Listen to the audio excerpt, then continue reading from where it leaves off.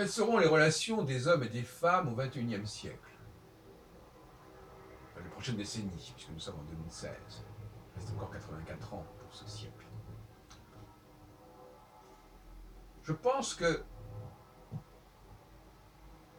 il faudrait que les uns et l'autre se comprennent mutuellement beaucoup mieux qu'ils ne le font actuellement, qu'ils respectent leurs différences. Et l'homme a un sens aigu de l'altérité. Aigu de l'altérité. C'est-à-dire qu'il est constamment en train de chercher comment les autres pourraient l'aider. Et ce mot de l'aide, on le trouve au chapitre 2 de la Genèse, puisque Dieu propose à Adam une aide, en l'occurrence sur la personne de la femme. Ézer, aide. On retrouve d'ailleurs dans la formule à l'aide de Dieu, Bezrat Hashem, qui est un peu l'équivalent de Inch'Allah. Et il cherche constamment des aides, des auxiliaires. Et à la différence de la femme qui, elle, finalement, paradoxalement, est assez autonome. Une fois qu'elle est chargée de tout ce qu'elle a accumulé, tout ce qu'elle a récupéré, eh bien, elle est autonome, si on peut dire. Elle est autonome, elle est pleine, elle a tout ce qu'il faut, et elle est dans l'émission. C'est ça le point qui est souvent délicat. Elle a reçu, à un moment donné, elle a reçu. Elle s'est remplie, peut-être pas remplie les poches, je ne sais pas, elle s'est remplie, elle s'est emplie, et à ce moment-là, elle va émettre. Elle ne va pas transmettre, elle va émettre. C'est pas tout à fait pareil. Elle va émettre. C'est pour ça que la notion d'émission n'est pas réservée du tout à l'homme. L'homme transmet à la femme, et la femme émet, d'un certain côté. On pourrait dire ça comme ça. Et donc, elle va émettre, il y a un disque qui va passer comme ça. Un disque, un logiciel qui va être en état de fonctionnement indéfiniment et inlassablement. Et ça peut durer des décennies. Et le disque sera toujours le même. Sauf si, et ça c'est important, sauf si elle rencontre des hommes qui sont capables de la décharger, de la faire accoucher de ce qu'elle a et de la vider de ce qu'elle a, qu'elle en fasse le deuil pour qu'elle puisse se recycler. Et ça, c'est une chance qu'elle peut avoir ou ne pas avoir. La grande chance d'une femme, c'est de rencontrer un homme qui sache la vider de son contenu ancien et la convaincre de se recycler. Voilà ce qu'une femme peut attendre d'un homme, qu'il la libère de son passé, de ses pratiques, de ses habitudes, de ses modes de pensée, de sa routine. Et en même temps, d'une certaine manière, et ça c'est un point peut-être plus délicat, mais qu'on comprend bien dans certaines sociétés, ces femmes, elles sont censées nourrir l'homme, quelque part. On dit, ah oui, mais l'homme ne doit pas être entretenu par les femmes, je sais pas quoi. Mais si, justement, nous devons créer une société où les femmes entretiennent les hommes. Parce que justement, elles ont une autre démarche mentale, une autre démarche par rapport au réel, qui convient mieux à cela. Et dans les mondes juifs, dans les sociétés juives, dans le shtetl, dans les yeshivot, etc., souvent les femmes qui accomplissent des travaux plus ou moins routiniers qui permettent de gagner un peu d'argent. Donc, est-ce qu'on ne peut pas gagner d'argent sans une certaine routine, sans assurer un certain type de travail qui est à peu près codifié, standardisé?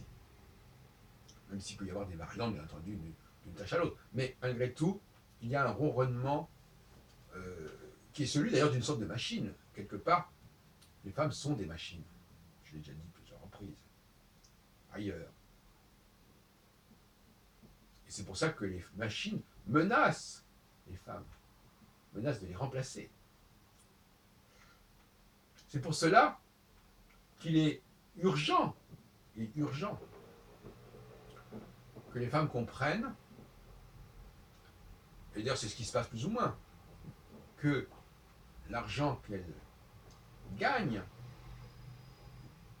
il doit servir à entretenir les hommes qui font des tâches vitales pour notre société, au niveau de ce qu'on appelle la recherche. Ce qui n'est pas le fort des femmes, du moins d'une façon très résiduelle, je dirais. Moi, je vois une économie, et encore une fois, comme l'autre jour tout à l'heure, je disais, les femmes peuvent très bien avoir le pouvoir. Elles peuvent exercer le pouvoir économique, elles peuvent exercer le pouvoir politique, puisque l'homme délègue tout cela. Il leur donne les moyens de faire cela. Alors, ce serait comme de mauvaise foi, quand on vous donne les moyens de faire quelque chose, de dire après, ah ben oui, c'est nous qui commandons. Oui, d'une certaine manière, vous commandez. Vous commandez parce qu'on vous a déchargé, on s'est déchargé sur vous de certaines corvées, de certaines tâches. De la même façon, d'ailleurs, que, pour prendre un exemple que je cite souvent,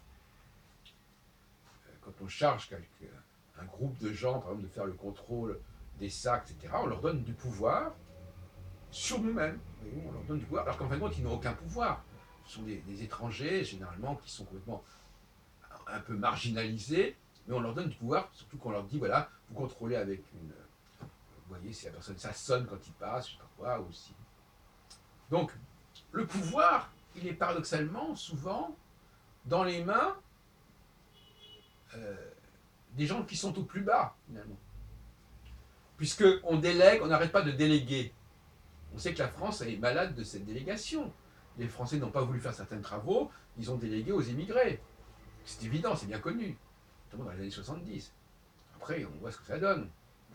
Mais je veux dire que c'est dans l'ordre des choses. On sous-traite, on délègue, et donc on donne du pouvoir aux autres. Mais en même temps, comment l'homme regarde-t-il le pouvoir quelque part? Ou comment pourrait-il d'ailleurs le perdre définitivement? Il garde le pouvoir en cassant les jouets qu'il a donnés aux autres. En disant oui, je vous ai donné ça, mais il y a beaucoup mieux. C'est un peu l'histoire de Steve Jobs. C'est-à-dire que la nouveauté, c'est la base du pouvoir masculin. Parce que la nouveauté, ça déconcerte ceux qui sont déjà installés, ceux qui sont déjà dans la routine. Ça permet à de nouvelles personnes d'arriver sur le marché et de ringardiser ceux qui sont déjà installés. Donc, la nouveauté, c'est la hantise des femmes. En tout cas, c'est à double tranchant. C'est la hantise des femmes qui sont déjà installées, formées, et donc qui ont un certain âge. Mais bien entendu, au contraire, c'est le miroir aux alouettes, c'est la fascination qui s'exerce sur les jeunes femmes qui veulent justement se remplir. Mais le paradoxe, c'est qu'elles vont se remplir, et si elles n'arrivent pas à se vider, mais ça sera encore la génération suivante qui va les éliminer. Elle va les éliminer, c'est-à-dire qu'elle va les surclasser parce qu'elle aura des choses plus au point que les hommes leur auront données. Donc finalement, l'homme donne des choses, mais en même temps, il se renouvelle en permanence. Donc ce qu'il donne se fane. Voilà. Le don que les hommes font aux autres, à ceux qui leur obéissent, ce sont des choses qui se fanent, qui se défont. C'est un peu, aujourd'hui, on dit, ben maintenant, on nous vend des produits qui sont censés ne plus fonctionner au bout de quelques mois ou de quelques années. Voyons, c'est un peu ça. L'homme, pour garder le pouvoir, doit être capable de renouveler c'est cadeau, c'est présent. Et s'il n'en est pas capable, alors là, il est perdu. Il est perdu. Mais jusqu'à preuve du contraire, ce n'est pas le cas. On met constamment sur le tapis, sur de nouvelles choses, de nouvelles idées, de nouveaux produits, de nouveaux appareils, etc. Donc, de ce côté-là, le pouvoir masculin, il est parfaitement en action, en acte. Mais il y a les laissés pour compte, c'est-à-dire il y a tous ceux, toutes celles qui ont appris à utiliser certains appareils, ont appris à penser d'une certaine manière, et puis tout ça, c'est révolu, c'est du passé, et elles continuent, comme un disque rayé, à répéter constamment les choses, alors que d'autres choses ont été mises sur le marché, d'autres choses ont été lancées, et il y a une rivalité. La question de l'âge est une question absolument fondamentale pour les femmes. Pas seulement parce qu'elles vieillissent, qu'elles se fanent, mais parce que les savoirs dont elles disposent sont également voués à se faner. C'est la double peine.